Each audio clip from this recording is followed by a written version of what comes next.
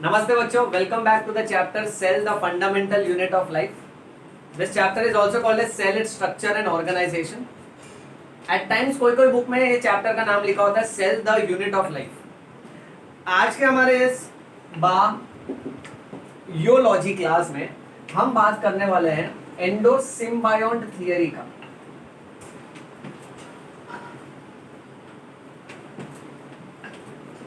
So our main topic for today is endosymbiote theory.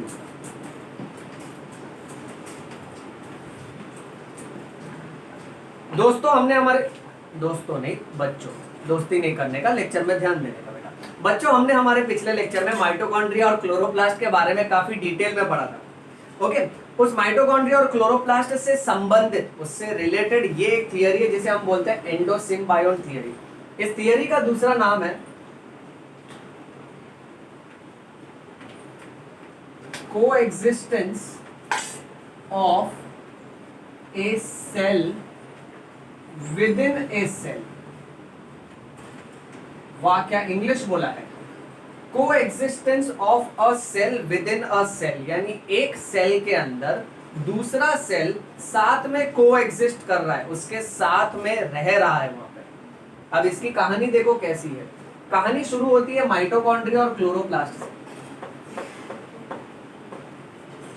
Mitochondria, which is called as powerhouse of a cell, or chloroplast, which is responsible for the process of photosynthesis. ये दोनों organelle की खूबी ये है कि दोनों के पास double membranes हैं. So these are double membrane bound organelles.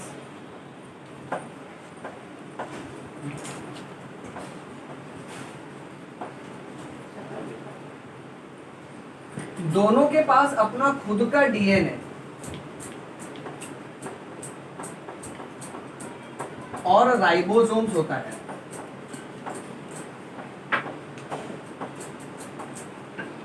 इसके मदद से दोनों खुद ब खुद डिवाइड हो सकते हैं.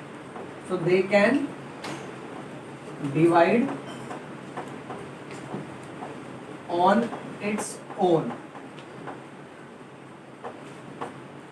अब इस थियरी के अनुसार ये माना जाता है कि प्राचीन टाइम में, पुराने जमाने में, ये एक यूकैरियोटिक सेल है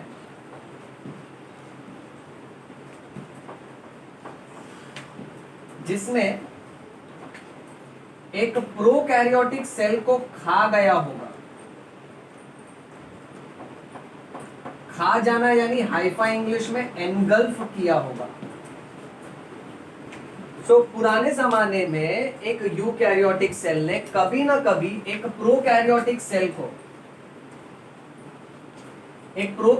सेल को अपने अंदर एनगल्फ कर लिया. एनगल्फ कर लिया यानी खा गया इसको. अब ये जो प्रोकैरियोटिक सेल है ये नॉन फोटोसिंथेसाइजिंग है. दिस इज नॉन फोटोसिंथेसाइजिंग, यानी फोटोसिंथेसिस नहीं कर सकता है. और तो और ये अपने आप में एरोबिक था, यानी इसको जिंदा रहने के लिए ऑक्सीजन चाहिए. सो अब ये वाला सेल जब इसके अंदर गया, सो बहुत साल के बाद ये यूकैरियोटिक सेल और इसके अंदर जो प्रोकैरियोटिक सेल है जो कि एरोबिक और नॉन फोटोसिंथेसाइजिंग है, ओके, ये दोनों आपस में मिलके एक सिंगल सेल की तरह काम करने लगे. और ये वाला जो प्रोकैरियोटिक सेल इसके अंदर है आगे चल के माइटोकॉन्ड्रिया में तब्दील हो गया, माइटोकॉन्ड्रिया में डेवलप हो गया, माइटोकॉन्ड्रिया में इवॉल्व हो गया. उसी तरह की कहानी है कि कुछ और यूकैरियोटिक सेल ने कुछ और प्रोकैरियोटिक सेल को एनगल्फ किया होगा. बट ये जो प्रोकैरियोटिक सेल थे,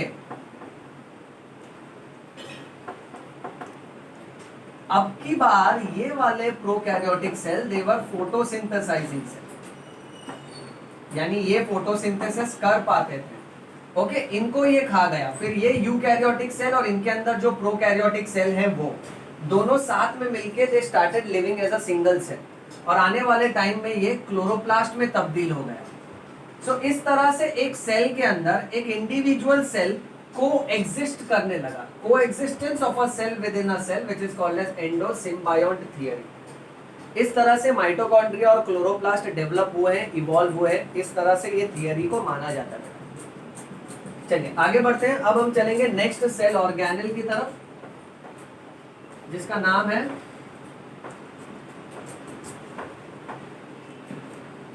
माइक्रोबॉडीज।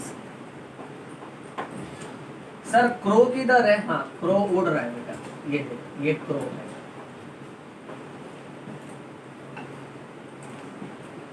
सफेद क्रो, अपना बायो है, समझ के चलने का। ओके, अपना नेक्स्ट टॉपिक है माइक्रोबॉडीज। अब माइक्रोबॉडीज के रिलेशन में तुमको क्या याद रखना है? पहली बात ये याद रखोगे कि microbodies these are single membrane bound organelles. इसमें सिर्फ एक ही कवरिंग होती है, ये पहली बात। दूसरी बात, microbodies they are found in both plant and animal cells. Plant cells में भी पाए जाते हैं और एनिमल सेल्स में भी पाए जाते हैं। Next, microbodies contains various enzymes. Last point, इसके दो टाइप होते हैं बेटा। ओके, अब इसके दो टाइप में पहला टाइप है स्पेरोजोम्स।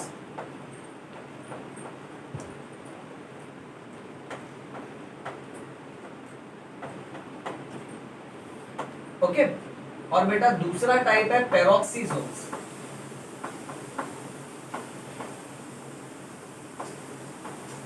बात सुना ध्यान से, माइक्रोबॉडीज भी सेल के अंदर का ऑर्गेनेल है, सेल के अंदर का हिस्सा है जो प्लांट सेल एनिमल सेल दोनों में पाया जाता है। उसके अंदर बहुत सारे एंजाइम्स हैं और ये हमेशा सिंगल मेम्ब्रेन से ही कवर्ड होते हैं। जैसे माइटोकॉन्ड्रिया और क्लोरोप्लास्ट डबल मेम्ब्रेन बाउंड है, उसमें आउटर मेम्ब्रेन और इनर मेम्ब्रेन दो कवरिंग था, इसमें सिर्फ एक ही कवरिंग होता है।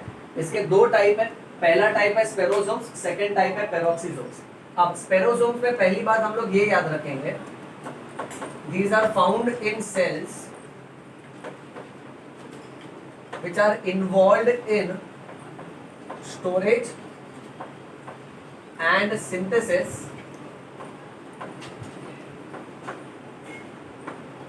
of fats।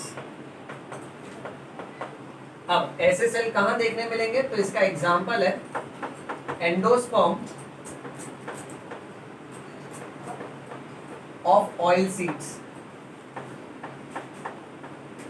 तो ये एमसीक्यू में आएगा कि माइक्रोबॉडीज में जो स्पेरोजोम्स है वो क्या स्टोर करते हैं और क्या सिंथेसिस करना यानी प्रोड्यूस करना। तो फैट्स को बनाते हैं और फैट्स को स्टोर करते हैं। उसका एग्जांपल है endosperm of oil seeds. Endosperm का मीनिंग है न्यूट्रिटिव टिश्यू। ओके, सो ये उसका एग्जांपल है। नेक्स्ट पॉइंट ये याद रखना है कि spherosomes they are half unit membrane. Half unit membrane का मतलब it has only one phospholipid layer.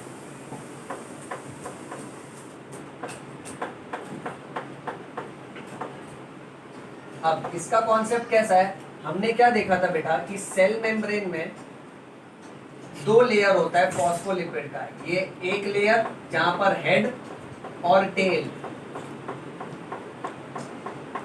और एक लेयर उल्टा बेटा जहां पर हेड और टेल। सो हम लोग उसको फॉस्फोलिपिड बाइलेयर बोलते थे बेटा।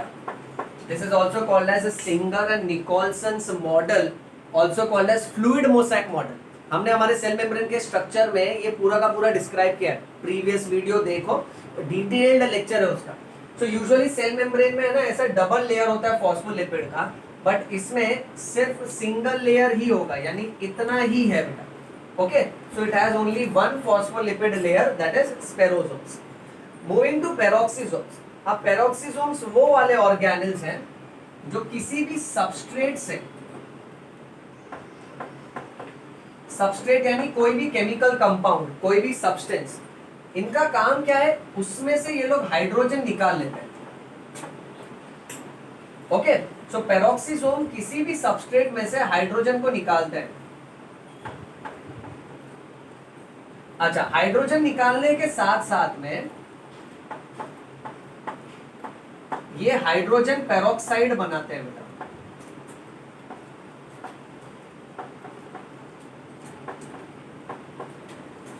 अब आप ध्यान से सुनो। ओके, सो पेरोक्सिसोम एक ऐसा ऑर्गेनेल है जो किसी भी सबस्ट्रेट से हाइड्रोजन निकालते हैं और हाइड्रोजन पेरोक्साइड बनाते हैं। ये हाइड्रोजन पेरोक्साइड काफी ज्यादा टॉक्सिक होता है। डॉक्टर के क्लिनिक में जाओगे, जब भी कोई जख्म साफ करता है ना डॉक्टर, ओके, सो डेटॉल है, सेवलॉन है, वैसे ही व्हाइट कलर का, you can say transparent colour का एक लिक्विड होता है जिसको बोलते हैं हाइड्रोजन पेरोक्साइड। जख्म पे लगाते बराबर बहुत झाग बनता है और ये हाइड्रोजन पेरोक्साइड जख्म को साफ करने के काम आता है। क्यों? क्योंकि ये सारे ऑर्गेनिजम्स को किल करने में, डिसइंफेक्ट करने में काम में आता है बेटा। यही हाइड्रोजन पेरोक्साइड हम सबके सेल के अंदर भी बनता है बेटा। किसी भी सबस्ट्रेट से हाइड्रोजन निकाल के हाइड्रोजन पेरोक्साइड बनाया जाता है, पर यह हाइड्रोजन पेरोक्साइड अगर ज्यादा समय तक सेल के अंदर रहा तो ये टॉक्सिक है। इसलिए पेरोक्सिसोम्स फिर क्या करते हैं ना, इस हाइड्रोजन पेरोक्साइड को कन्वर्ट कर देते हैं वाटर में। और ऐसा ये पेरोक्सिसोम्स क्यों कर पाते हैं? क्योंकि इनके पास ये करने के लिए स्पेसिफिक एंजाइम्स है बेटा। These enzymes are present in peroxisomes. और एक बात हम लोग भूलेंगे नहीं कि ये सारे प्रोसेस में oxygen is utilised.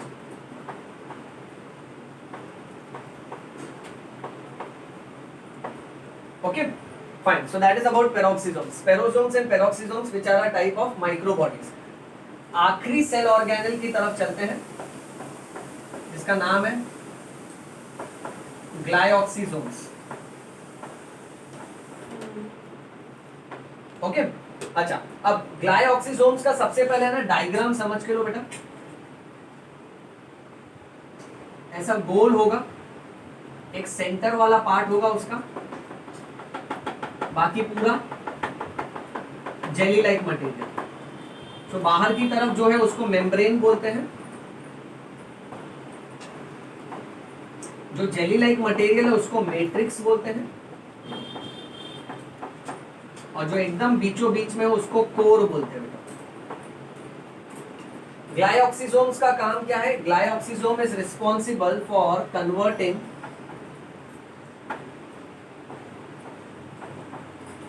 Fatty acids into different forms of sugars। बहुत ही ज्यादा important point, glyoxysomes fatty acids को शुगर में कन्वर्ट करते हैं। सो ये किधर काम आता है? ये ग्लाइऑक्सिसोम, अगर कोई सीड जर्मिनेट हो रहा है, ओके, समझो ये सीड है, ये जमीन है, हमने पानी डाला, इस पे पानी डालो, सर पानी किधर है? चुप रहे, पानी बचाने का, बहुत इंपॉर्टेंट है। ओके, तो ये सीड जर्मिनेट होगा और स्प्राउट होके ये सीड ग्रो होने लगेगा। अब बाय द टाइम ये पूरी तरह से ग्रो हो, इसके स्टेम आ जाए, लीफ आ जाए इसके ऊपर और ये फोटोसिंथेसिस कर पाए, तब तक ये सीड क्या करता है ना, इसके अंदर जो फैटी एसिड स्टोर है उसको शुगर में कन्वर्ट करता है और उस न्यूट्रिएंट के दम पे ये ग्रो होता है जब तक इसको लीफ नहीं आ जाए। और लीफ एक बार आ गया फिर जाके ये फोटोसिंथेसिस कर पाए। ये समझा बेटा तू? ओके, चलो इसका स्क्रीनशॉट ले लो बेटा।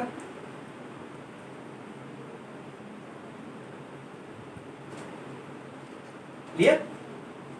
ऑलराइट, सो बच्चों that was all about this lecture. छोटा सा लेक्चर था जहां हमने क्या क्या पढ़ा। हमने पढ़ा एंडोसिम्बायोन थियरी के बारे में, जहां हमने सीखा कि माइटोकॉन्ड्रिया और क्लोरोप्लास्ट किस तरह से सेल के अंदर होते हैं।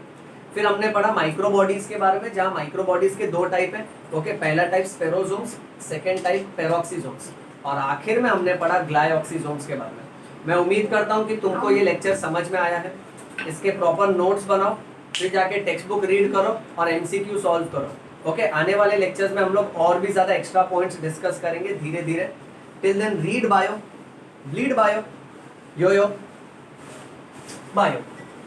नमस्ते बच्चों, थैंक यू।